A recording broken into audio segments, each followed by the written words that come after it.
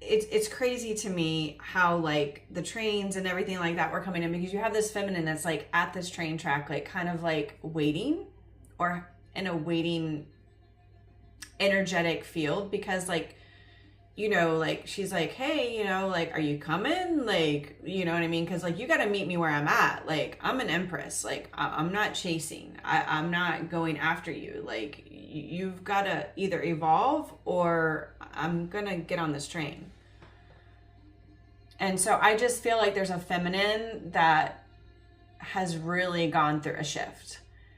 And now she's shifted that energy and she's not waiting because she knows her worth.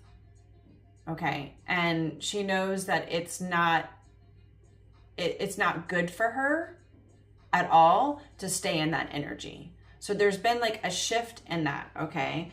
And I feel like this masculine's like, oh my God, like, you know, like he understands like it's either shit or get off the pot. You know what I mean? Like that kind of statement. Like, you know, it's either you're gonna go after it or you're gonna miss the train. You're gonna miss it because she's getting on it. Are you there? Are you coming? That was really, really relevant coming through. Also, I've always felt like I've had a past life in like the Viking time. Don't even. And then end up finding out that my daughter actually has Viking ancestor in her. I don't know, her dad did like something and like found out that that's in their ancestral line. So that was very interesting. And I was driving recently, I feel like it was sometime like at the end of July, and I saw this license plate and in capital letters, it was Vikings. So there's something about that.